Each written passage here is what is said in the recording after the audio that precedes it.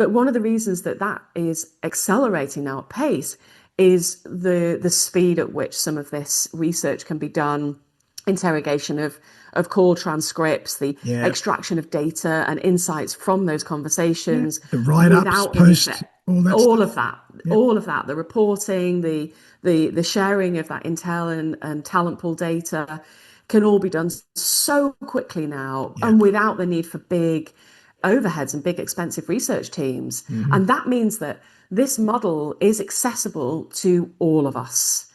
All of us are capable of being able to deliver the highest quality retained search process without the need for heavy overhead and research teams. And that's fantastic as far as I'm concerned. I love that. Welcome to Saul Searching, the Saul Recruitment podcast, where we tackle all sorts of great topics in the areas of recruitment, job searching, mindset, technology, marketing, culture, and lots more. It's amazing what you'll pick up. Thanks for joining me.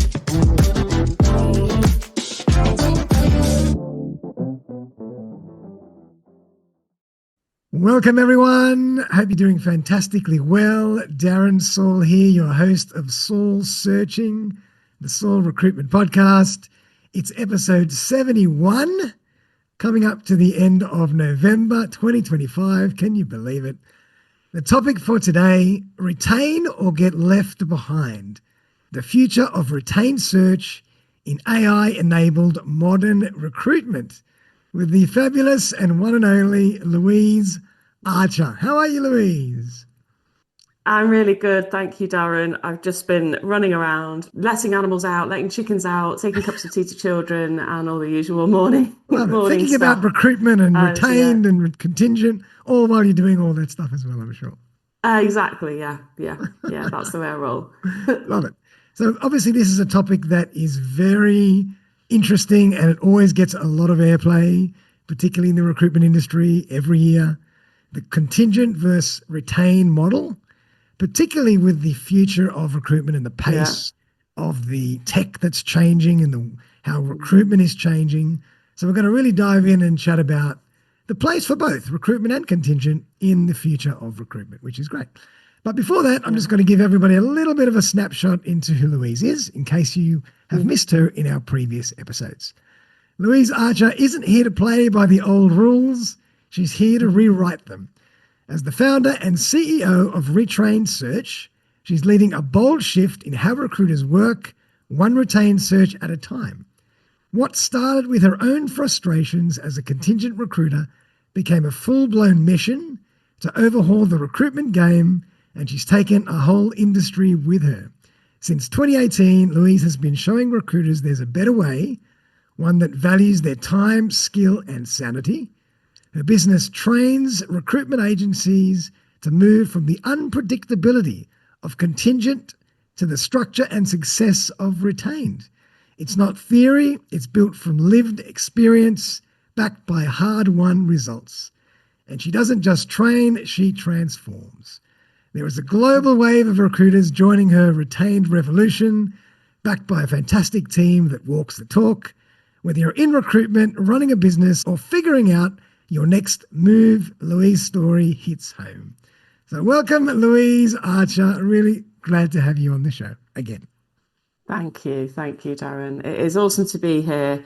It was lovely to be here last time. Even nicer to spend a bit of time in person in Sydney. Absolutely, it's great to meet you. Really nice to in be real back. life. Absolutely, and you're on a whirlwind tour, so hopefully that went well as well. Yeah, it did. It really did. I had a fabulous time in Australia. I love coming over. That's my second time now. I'll be back again next year, probably spring next year. So really excited for that. That's awesome. Well, before we jump in and really get granular, I really just wanted to give everybody who doesn't know who you are, and there's less of them more and more these days, but just give us a little snapshot really briefly as to how you ended up doing what you're doing. Yeah, okay, cool. It was totally by accident. People sometimes say to me, oh God, you did well there to, carve out a niche. And that is not what happened at all. actually. I've been in recruitment all my career. My mum had an agency, a Oh, temp, wow. secretarial temp agency, and I was filing CVs Oh, wow. at the age of 12, 13 in my summer holidays, me and my brother, who's now also in Oh, recruitment. my God. Family of And recruiters. I can't believe it. yeah, totally. Yeah, yeah. For our sins. And I was a contingent contract recruiter and then contingent perm recruiter for many, many, many years. I got to the stage where I had a family, I found myself a single parent. I started to really get frustrated with what I was doing because I found myself quite good at what I was doing. I was in engineering by that time, and I was able to reach successful outcomes given the opportunity. But there was just so many occasions where clients moved the goalposts, or they changed their mind, or they went with something different, and I very nearly left the industry because I got Wow. so frustrated with that. I was lucky enough to be moved physically, and I sat next to a guy who knew what retained was and was practicing retained work. And the positions that he was working on were no different to mine. A guy called Matt Howell, who I'm thankful for to this day, helped show me the way of retained. And I just couldn't believe that there was a whole world that I perceived it to be executive search. I just didn't realise that there was a model that was applicable to the level I was working at. And it was so much better. And it just changed the way I worked. And I was so passionate about it that I was like, I really don't understand why nobody else is doing this and why nobody's shown me how to do this before. Like, it doesn't make any sense why everyone is still working contingently when there's a different way to work. And because I was so successful with it, I was thinking about this the other day, we had to get the contracts for retained agreements signed by the CEO. So every time we got, countersigned, so I had to walk to the CEO. It was a big office, about 250 of us, walk to the CEO's office every single time and get him to sign it. Oh, wow. And I just kept walking in there, and he was like, What's "Oh, going you on?" again?" And he's like, "Okay, good work, good work." And then I got asked to present at the board meeting what I was doing and how I was doing it. And then they basically said, "Would you start rolling this out to other recruiters?" And I thought, God, I've never taught anything really. I don't know how to teach it, but I just broke it down and started showing people what I was doing, like in real terms. This was the message I sent. This was the meeting I got. This is what I did in this meeting. Yep. And then I started taking people with me and showing them in the meetings, like, come with me to this client meeting, watch what I do. And then it sort of just grew from there, really. It's just grown arms and legs over the years, and more people have asked me to help them. And it's become, more than just helping people along the way. It's become a revolution. Yeah, it kind of has. Yeah, it kind of has. Amazing. And I'm really happy because it helps people. If people don't want to, that's fine. That's cool. Stick with what you're doing. But if you get frustrated with the contingent model, then I just want people to know that you don't have to. You can still be in this industry and work in a way that means you're not in that unpredictable chaos of that world. Yeah, yeah. And it's a really good point as well, because I know when we had a good chat when we met when you were in Sydney, and we chatted about the fact that it's not always one or the other. It can be both at the same time. Yeah, definitely. Yeah, people, it's funny how many people I still meet, and I came back from the trip with that feeling overwhelmingly that I've got so much work to do. That there's so many misconceptions about it. And, I think back to where I was, and I had the same misconceptions, or many of them.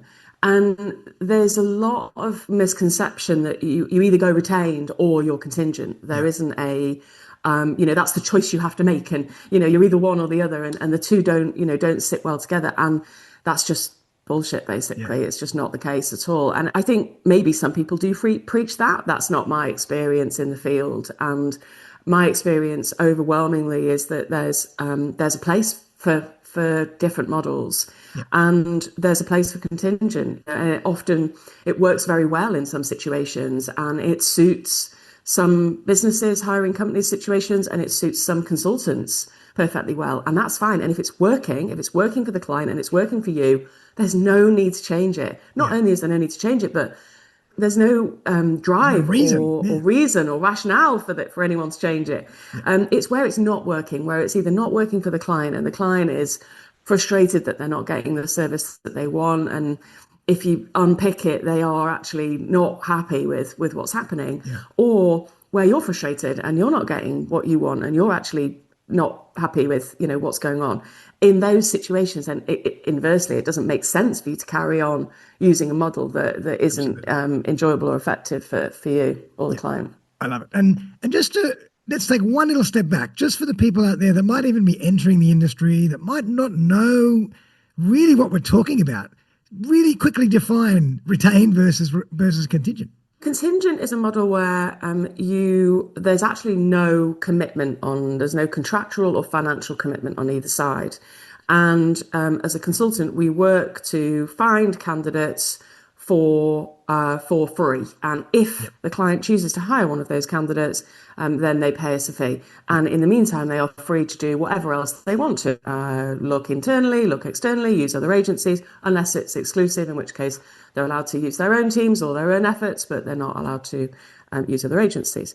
But importantly, there is no financial or contractual commitment, and we only get paid when they hire a candidate that we've submitted. Inversely, retained search is financial commitment from the client, which enables us to put in place a robust process and, importantly, commits to making sure that we reach a result. Love it. So there's financial and contractual commitment on both sides. Beautiful. And the other thing that I love about that is the word process. It's a process. Yes, it is. Yeah, it is. We talked a bit about this when we were together, and the reason that it was one of the biggest learns for me, and I've spent the last, I don't know how long it's been now, 8 or 9 years, learning more and more and more about process. Yeah. And obviously advances in technology and methods and techniques and everything really. The process continues to evolve, and that's great because nobody stagnates then. And I'm a massive fan of continuous learning. I've got a huge growth mindset, as you've probably realised. But people mistake the retained model for certainly contingent recruiters in return for the financial commitment. They are committing to an outcome. They're committing to placing a candidate or filling the position. Yep.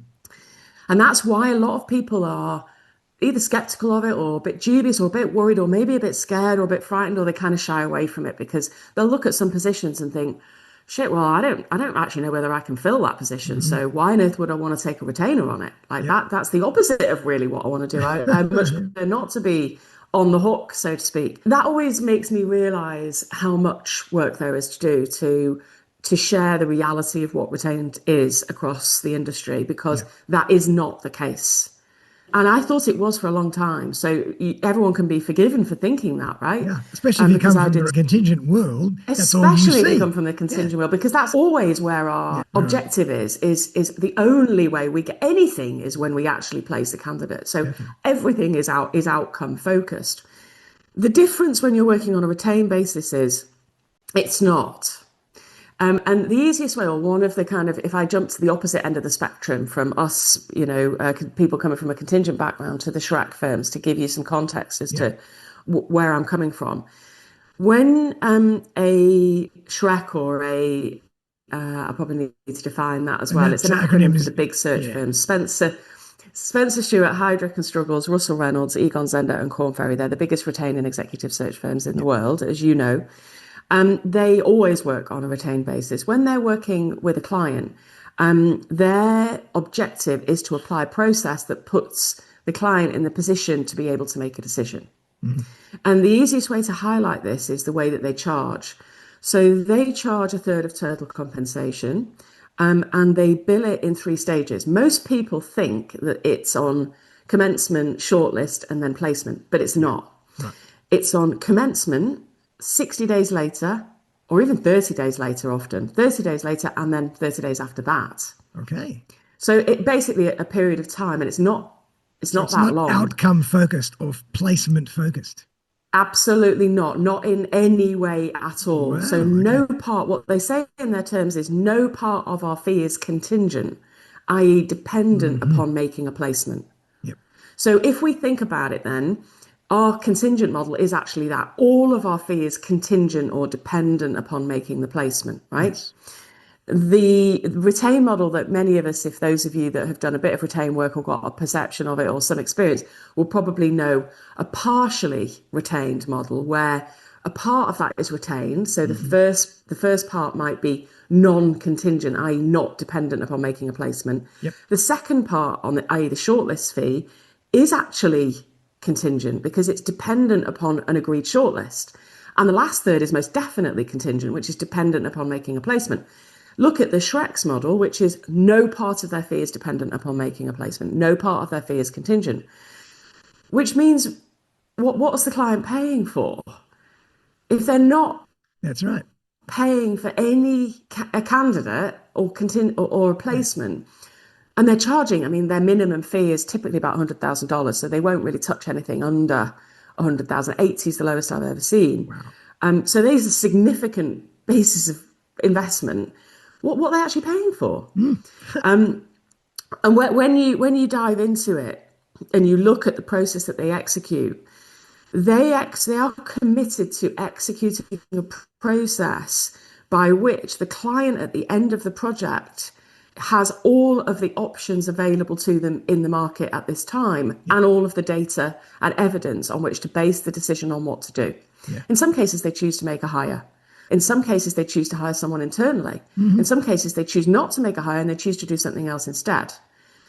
But they are not completely dependent on, because how can anybody commit to making a placement when actually we're not the ones making the decision to hire? It's actually the client that makes the decision. We can't force the client to make a hire. That's right. Actually, when it comes down to it.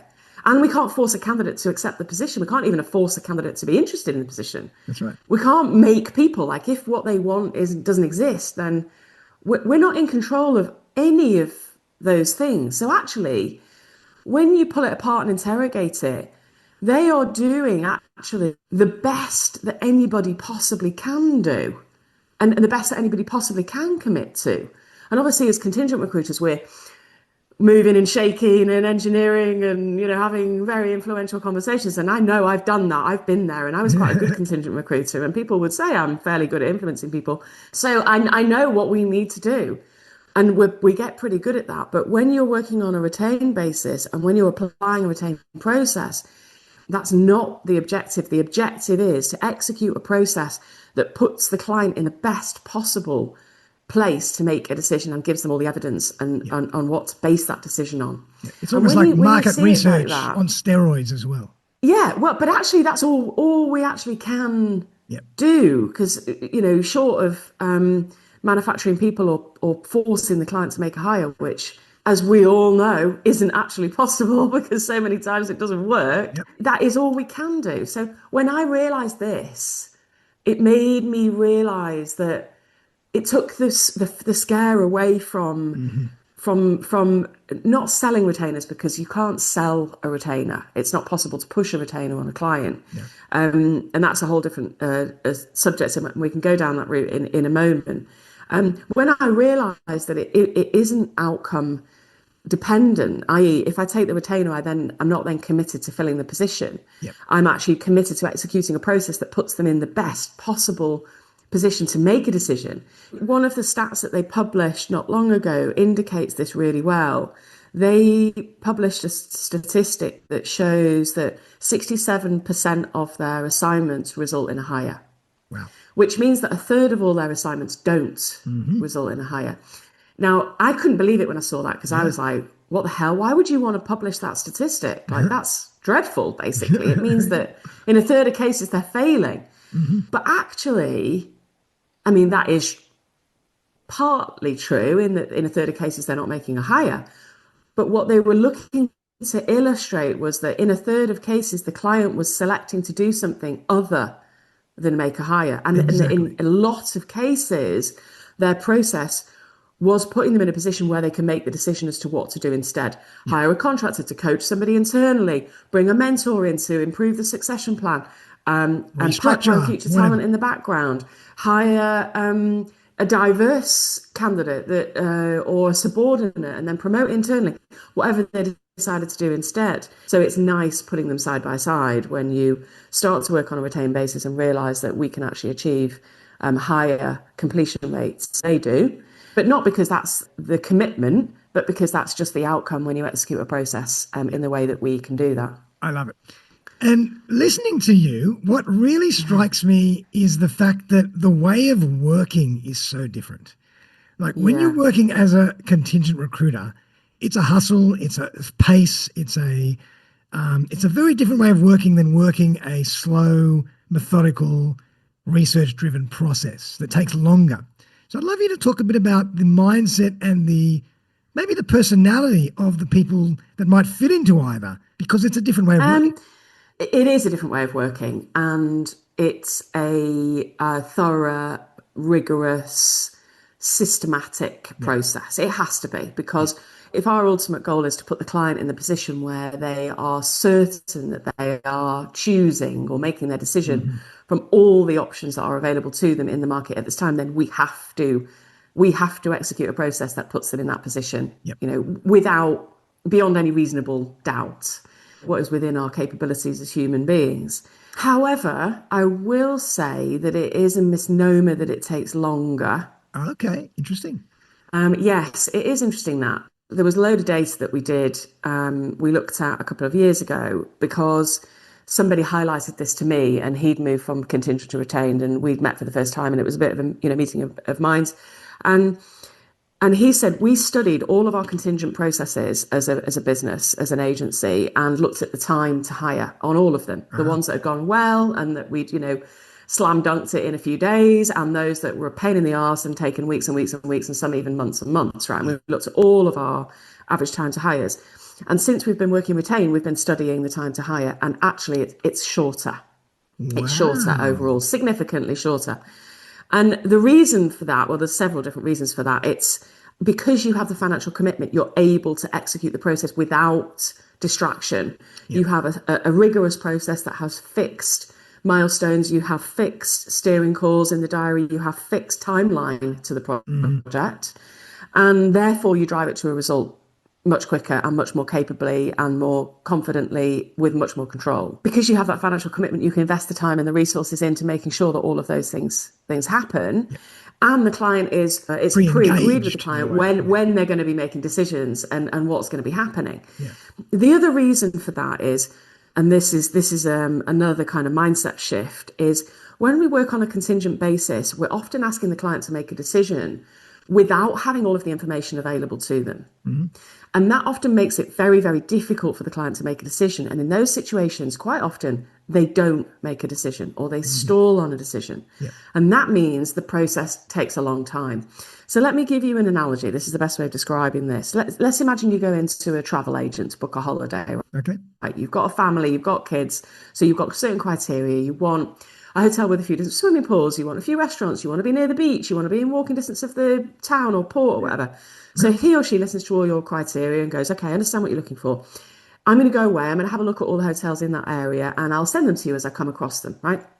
And so you go away, a few days later, you get a couple of hotels. Oh, these are nice, looking at the pools, look at the area. A few days later, you get another hotel. You're like, oh, that one's nice too. Yeah, look at that. By the fifth hotel, you can't even remember what the pool's like in the first hotel. And you're not in a position to make a decision because you've no idea how many others, if any others, she's going to send you, right? Yeah. Imagine the inverse of that, and imagine you go in and you give her all your criteria, or him, and she says, okay, go away, in 2 weeks, come back, and I'll walk you through all of those that most closely match your criteria, and you can make a decision.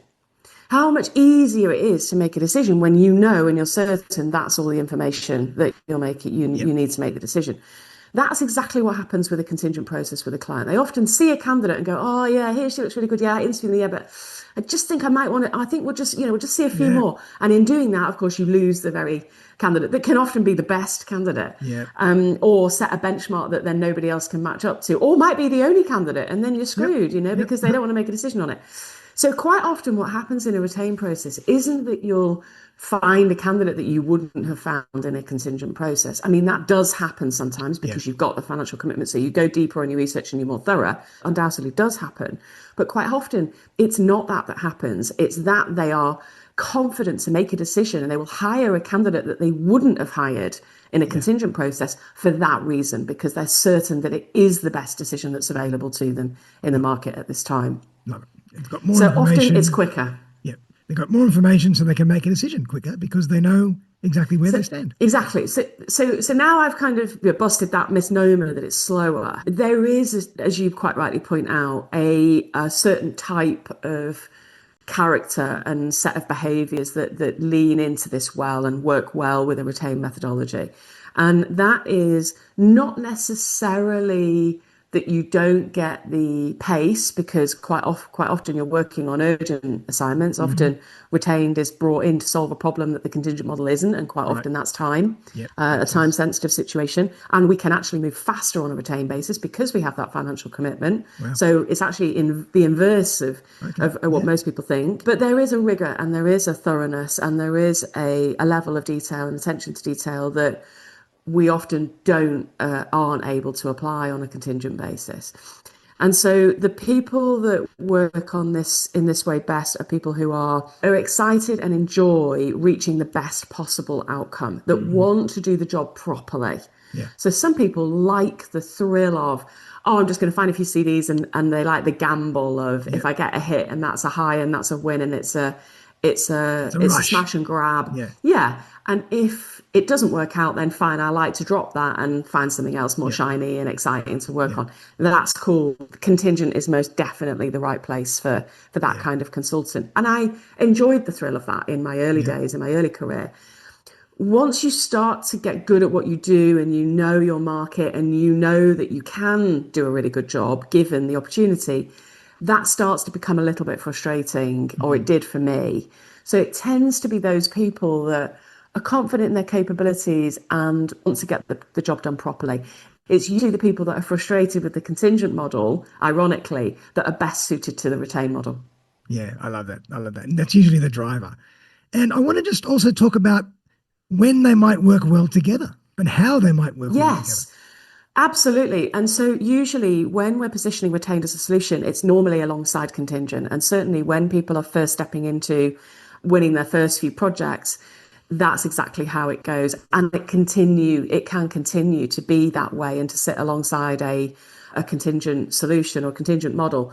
So normally when we're positioning it like that, it would be as part of a bigger narrative following a diagnostic as what this situation is. And that is so critical. Again, I can talk more about that in a moment. I suspect we will, because I know one of the topics that you'd like us to cover is to explain that we work with our clients in different ways depending on the circumstances. Okay, so let's say, for example, where positions are easy to fill, they're straightforward, everyday hires or low-level positions, the contingent model works great. And that's obviously where there's no commitment on either side. It can be perfectly adequate in lots of situations in those circumstances.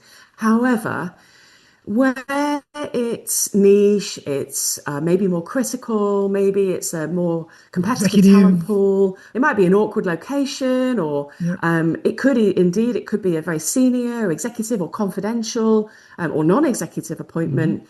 Then the contingent model often falls over in a more complex or challenging or niche situation.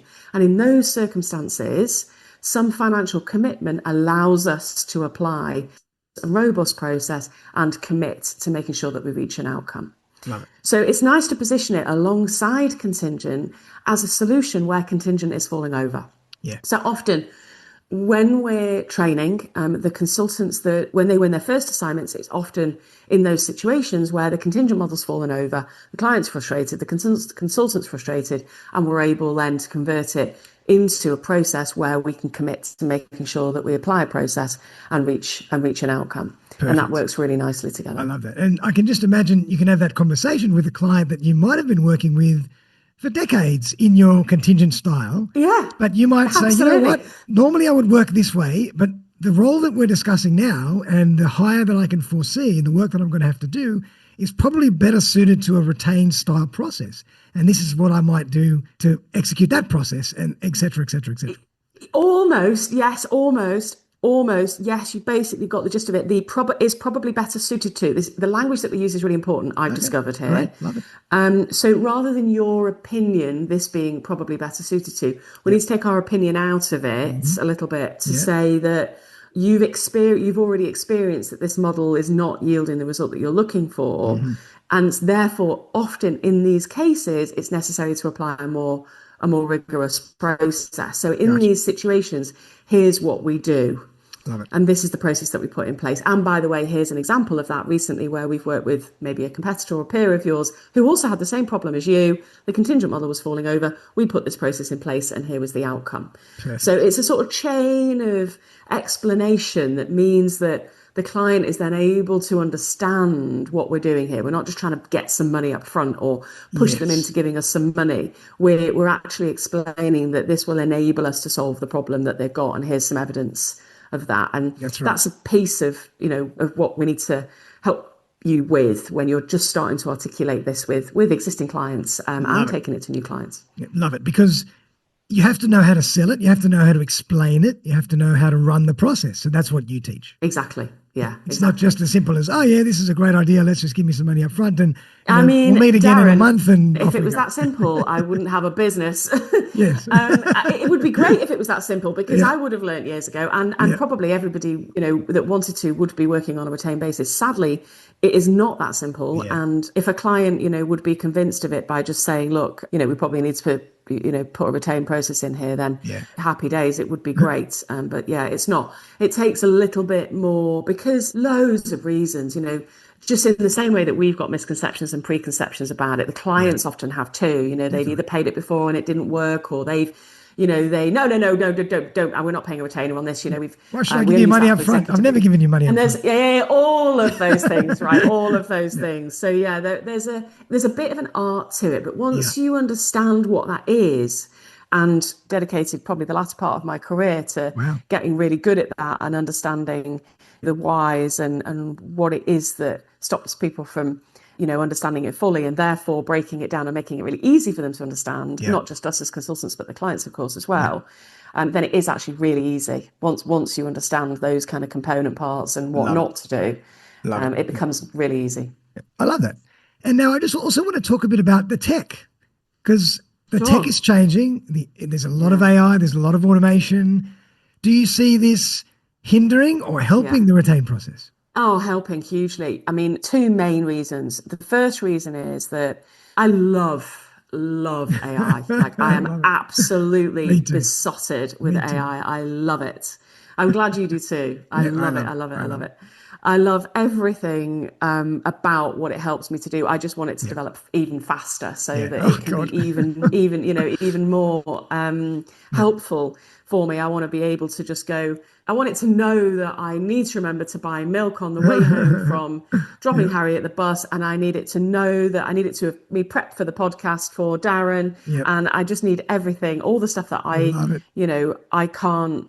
Is kind of below my capabilities, if you like, so that I can spend all of my time optimizing the time that I'm in my flow state and my, my highest capabilities. Anyway, so to speak to AI, it's becoming more and more sophisticated. And what that's meaning is that the lower level, easier to fill everyday type positions that I talked about, that the contingent model is suitable for, is starting to get more and more replaced with automation and AI. And a lot of the component parts, we're not at the stage where it's replaced in its entirety yet, although I don't think we're far away. A lot of that contingent process, the positions that are suitable for a contingent model, are increasingly being fulfilled, those needs in elements by AI and technology. What that means is, in order to be valuable to clients and in order to maintain the relationships and the revenue that we make from our clients, we as consultants are being forced to solve the challenges that AI and automation can't. And that's good, because certainly those that I work with and the space that I got to with my contingent career, that's where we sit. You, a perfect example of that, you're in a technical niche. A lot of the positions you work on are really very difficult, and your candidates are not going to be engaged with an automated AI process. They need headhunting, they need a human touch, they need your brain looking at their profile to work out that they are actually a fit, even though they don't look like a fit, and so on. They need hands held, they need psychology, they need all. Yeah, exactly. They need nurturing, but they need that human element. And so what that means is it moves more and more of us into the situation where we're we're tackling positions that the contingent model is not solving. And that, in order to deliver a fantastic outcome every time, often requires some financial commitment from a client, and it is perfectly suited to a retained process. So I love it for that reason. I love it for that reason because it's moving more and more people into what I've experienced to be a much more enjoyable, professional, respected, more of a craft, you know. And I know contingent recruitment is a craft in its own way, but it's more of a hustle than a technical craft, if you like. And retain definitely does still have those elements to it. We still need to be able to influence. We still need to be able to read between the lines. We still need to be able to read for those red flags, those things that they don't say, you know, the AI can't pick up. You still need to be agile in certain circumstances. You still need to be reading between the lines with a client and dealing with three different stakeholders that are saying slightly different things, and work out how do we put a process in place that stops that from happening or causing an issue. And the other reason that I love it so much is because it helps us with our retained process. Yes, I was just about to say that. Phenomenal when it comes to the heavy lifting that it can do. You know, in the past, and certainly the perception and my perception of a retained or executive search process was that, in your words earlier, was slow and bloated and report heavy and cumbersome. And I'll never forget one of my students telling me a story of how this was his perception too, of how he met up with a friend who had moved to an executive search firm in a bar. He was taking a client to lunch and he saw his mate at the bar and he said, "All right, mate, you're not working this afternoon?" He's like, "No, I'm just taking on a retainer, so I can sack it off for a week because I don't need to." And that was his perception, that you can take a retainer and then just sit back and just, you know, not really do anything. The more that we come with our contingent pace and hustle, and the leaner the processes that we put together, the more it challenges them. And I know that that's happening. I know that they are starting to contract timescales and adopt models that are becoming a bit leaner because we are challenging them. I'd like to think that I've got something to do with that, and for the right reasons, right? But one of the reasons that is accelerating now at pace is the speed at which some of this research can be done, interrogation of call transcripts, the extraction of data and insights from those conversations, the write-ups, post, all of that, the reporting, the sharing of that intel and talent pool data can all be done so quickly now, and without the need for big overheads and big expensive research teams. And that means that this model is accessible to all of us. All of us are capable of being able to deliver the highest quality retained search process without the need for heavy overhead and research teams. And that's fantastic as far as I'm concerned. I love that. I love that. I love how you put that into perspective, and particularly with process, I can see how the automation and the AI tech will be incredibly efficient and useful. It will shorten, and it'll almost become, contingent and retained might almost become morph into one at some point because of the way things are moving in a certain aspect. There are ways of adjusting a retained model that can, and we talked about this because your market's a great example of this because it moves so quickly. Yeah, it does. Yeah. If you were to explain to a client that, you know, your shortlist, let's say if we take a Shrek process, we'd be ready to shortlist within 8 weeks, then they probably would forget it. Not take you up on it. They'd say, I need someone tomorrow, next week. Exactly. And that, of course, is one of the misconceptions we talked about, that being able to adapt, that it's much more flexible than many people realize. And if we just take the definition that I shared early on, for example, the definition of from my experience in the field and now as a coach as well, is that the financial commitment from the client allows us to put in place a process that enables us to put them in a position where they're making a decision from all of the possible outcomes, i.e. that we reach a result, whatever that result might be. That process can be whatever is necessary or relevant in our context. Market. For an executive position, that is going to be a full executive search, and that's going to involve exhaustive research. It's going to involve behavioral profiling, character profiling. It's going to involve formal and forensic referencing. In a search for a position that might fall under your remit, it might just mean that it's an accelerated research process that means that you're guaranteeing a shortlist of qualified, interested and assessed candidates within 7 working days, for example. Exactly. That could be what your commitment is in return for the financial commitment. So you and your own market, whether it's an accelerated search, whether it's a confidential search, whether it's an executive search. That's why I like to call it retained rather than executive search, because it isn't always executive. That's right. And that's a misconception. And often clients can say, but this isn't an executive position. Exactly. So a retained solution, or even engaged if you want to use a lighter touch solution, can work really well. And that's why I want to kind of move this executive search over here and say that I totally agree with you that I'd like for us to get to a position as an industry where making a financial commitment in return for putting in a process is the norm in our industry. So that whatever that solution looks like, it's appropriate for the level, the market, the location, and the complexity of the position that we're tackling. Beautiful. It's a fantastically creative way to think about things, and it really opens itself up into adapting it and molding it into whatever you need it to be, which is fantastic. Exactly. So kind of really, really nice way to end the conversation. And I just wanted to kind of make sure that you tell us a bit about your podcast and how people can find you as well. Oh, thank you so much, Darren. As you know, I can talk about this all day, and we do. Me and my team are so passionate about this. We've been doing this for a long time now. If any of you want to talk to us, you're interested in just having this conversation one-to-one about how it can work with for you, no obligation or pressure. That's not the way that we work. We're just really happy to have a conversation and help you see it for you and how it can translate to your market. We're all over LinkedIn, as most of you probably know. I'm Louise Archer. The business is Retrained Search. Now, our website's pretty informative and there's loads of helpful resources. We do free masterclasses every month. Our podcast, we do lots of teachings on our podcast. It's the Retained Search Show, run by myself and my colleague, my fellow coach, Jordan Taylor, and it's fun and really educational. So please don't hesitate to reach out either directly on LinkedIn or drop us a note and have a listen to the podcast. Delighted to help you in your journey wherever you might be. Amazing. I can really see how passionate you are. Like, we could go on for another 2 hours. Yeah, we totally could. But I really wanted to say thank you, Louise, because I know you've got to go as well. Otherwise, I would have taken an extra 2 hours. But I just want to say that's a really refreshing way of thinking about this centuries-long argument, maybe not centuries, but decades-long argument of retained versus contingent. And it doesn't have to be that way. It's a really fresh way of thinking about it.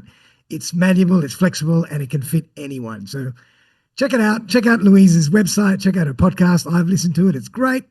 And I highly recommend you getting in touch with her. If you're in Sydney, she's always around doing stuff as well. She comes 2-3 times a year. And if you're anywhere else in the world, you'll find her, I'm sure, as well. We love being in Australia. We've got lots and lots of clients now in Australia. Lots of you are starting to make the move. So as Darren said at the beginning, if you're not, then you probably want to be starting to think about it pretty soon. Love it. So thanks again, Louise, for coming on the show. Everyone else, see you very, very soon for our next episode of Saul Searching, the Saul Recruitment Podcast. Bye for now. Thanks again for joining me for another episode of Saul Searching, the Saul Recruitment Podcast. If you'd like to join me as a guest on the show, I would be delighted to collaborate. Feel free to buzz me on 0414 659 800 or email me on darren@saulrecruitment.com.au. I'm always on the lookout for great guests who can share their stories and expertise with my community. But for now, though, have a fantastic day and I'll see you next time.